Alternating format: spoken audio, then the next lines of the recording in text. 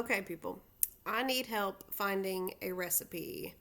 But in thinking about this recipe, I started thinking about some other things, which took me down this whole rabbit hole. And so here is where we are today. Um, okay, so the recipe that I am looking for is a bread recipe from a long time ago when I was a small child and would go to Bible school in the summer, which is partly what I want to talk about.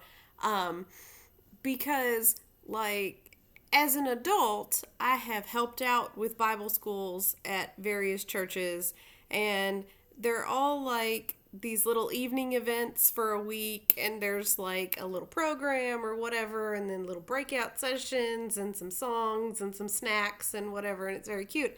Um, and then I think about like Bible school as I knew it when I was a kid, and oh my goodness, it blows my mind like the elaborate setup that this thing was. Okay, so it was a week long. It was all day. I mean, it was like a 9 to 3 kind of situation. um and you would arrive at the church where you would be placed into one of 12 groups. Okay, and each of the groups was named after one of the tribes of the Old Testament of the Bible. Okay, so you represented like whichever tribe your group was. And like every year I always wanted to be like one of the really cool tribes, right? Like I wanted to be Asher or something fun. And every year without fail, I was the tribe of Dan. That's not fun, but that's fine. It's whatever. It's whatever. Okay, so here I am, tribe of Dan every year. Okay, go to my tribe. There's an adult who is the tribal leader. For the tribe of Dan, each tribe had this like big flag on a big pole that you would like carry in every time you went to something all together with the other groups. You would carry your tribal flag, right? And it had like your tribe name and then all these symbols that were representative of the significance, that's it, of that tribe to the Old Testament of the Bible and the events that happened and the people that were begotten and all the things. Um, so like that's already real elaborate, but it was like this full Old Testament experience where like you sat on a big blanket in your designated tribal spot under a big tree, and then every morning the kitchen people, which the Grahams, she always volunteered to work in the kitchen because it had air conditioning, but that part's not important. But anyway, so she always volunteered to work in the kitchen, right? So every morning the kitchen people would bring you this big tray to your tribal camp, if you will, right? And the big tray had like a flour mixture, and it had like the oil portioned out and honey, and I can't remember if there was anything else, which is what I need help with, right? And a big wooden spoon, and like you would dump the wet ingredients into the dry ingredients and stir it up. And when I say we, I mean the tribal leader, because I mean it was like trying to make the bread dough while you're herding like 12 cats, because these small children are very squirrely, especially in the outdoors. Okay, but anyway, so the goal was for the tribe to like make the bread dough together and portion out however like 12 or 13 pieces or whatever, based on how many people were there that day, so that everybody got this like portion of bread for their lunch, like they would have in the Bible. So this is the recipe that I need. I need to find this bread, okay? So I'm assuming that it was unleavened because there was no yeast. Like, I think I would have known if there was yeast, because you got to, like, activate it and stuff, and there wasn't any of that happening. And then also, in the Old Testament times, they didn't really have a lot of leavened bread, so I feel like it was unleavened. It had wheat flour. I know it had oil. I know it had honey. I don't know if there was anything else. Like, I can't remember there being anything else in it. But like when you mixed it all together, it was like kind of sticky, and then you would plop it down into however many things you wanted, and then you would send your tray of the bread dough plops to the kitchen, and they would bake it. And then at lunchtime, you would get it back in a big basket, like all your baked bread pieces. And then you would get like fruits and vegetables and olives and cheese and honey butter. And that is what we had for lunch with a cup of grape Kool-Aid, because I feel like Moses probably had grape Kool-Aid. No. But okay, so there was that. Like, you made your bread every day, you had your big tribal flag, you represented a tribe. Each tribe had like a separate color scheme of three colors, independent of all the other tribes. And so, like, day one, you would get these scraps of fabric and you would braid yourself a tribal belt, right, that you would like wear all week to identify you, like, oh, that one's in the tribe of such and such, or whatever. Like, you would know by your color, right? And then every kid got this little pouch that was filled with washers, like you get in the hardware section.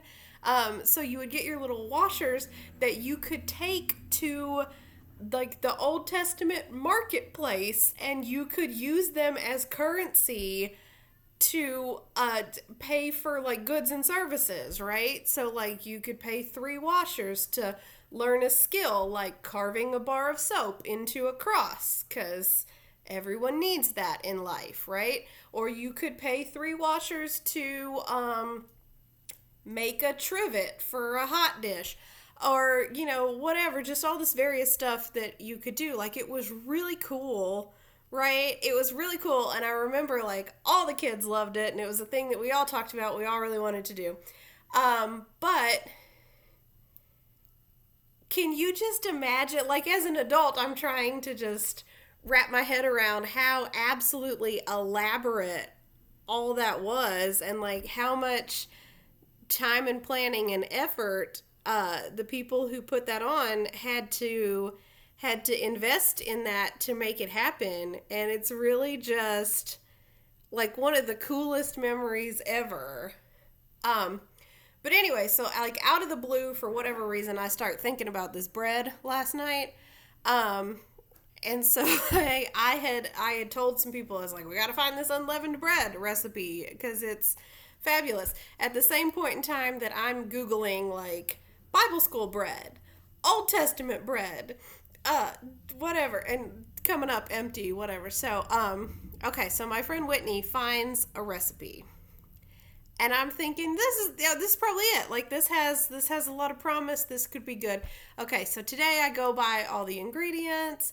I come home. I follow the directions. I make it up. You are supposed to pat this out into like 2 rounds of like a flatbread, almost like a pizza crust type thing, and bake it.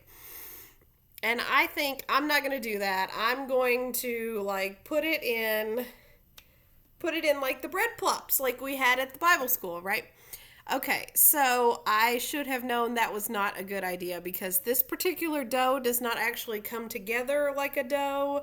Like, it was pretty crumbly, so I had to like force it together, and it was very dry, which is never a good sign. And so I made these dough balls. I popped them on the pan. I put them in the oven. I baked them for the prescribed time. They were not done. I baked them for longer until they were done. I was very excited. I had made honey butter, like I had sliced some cheese. I was all ready to go. And then they were finally done. I pulled them out of the oven. I cut one in half. I put the honey butter on it, and it was definitely not Bible school bread. But if you have ever had a desire to experience what it would be like to eat like sawdust or particle board, then hit me up, because I have got a recipe for you. for sure. So, this was not a win. This was not Bible school bread. I will say the honey butter was fabulous and was exactly as I remembered it, which, I mean, it's honey and butter, so there's that. You can't really screw that up. And the cheese was significantly better because back in Bible school, they used, I think, like Kraft Singles or some sort of off-brand Kraft Single type cheese. And then they like cut it in squares, and that's what they sent out to you, probably because it's cost effective. But like in my house, we exclusively had like the block of cheddar or like a round thing of Swiss or something like that, like real cheese. So at first, when I experienced these singles, I was like, oh, this is the best day ever. Like, look at me getting to try this exotic cheese, right? And then one bite in, I was like, nah, that is not cheese. No, that's not cheese. I don't want any more of that. Thank you. So that was, that this time I used Block O medium cheddar, and it was quite a bit better, and made the sawdust biscuit more tolerable. So, but I'm still determined that I'm going to find this perfect bread recipe.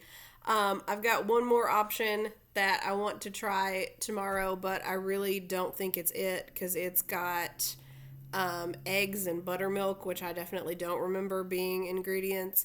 But I'm going to try it and see if we get a better texture. And in the meantime, if you happen to know of a recipe for some unleavened bread that has for sure wheat, flour, oil, and honey, please let me know. If you happen to find anything, that would be phenomenal. And it needs to come together so that you can plop it down on a pan, and when it bakes up, it looks like very low quality fried chicken. And I only say that because I can distinctly remember one year at Bible school, the lunch came out, we had the basket of the bread, and there was a little girl who, it was her first year, and she got very excited. And she was like, ooh, fried chicken. I love fried chicken. And our tribe leader, God bless her, had to explain to this little girl that while KFC is very delicious, it was not a part of the New Testament or the Old Testament. And she was incredibly sad for the rest of the day.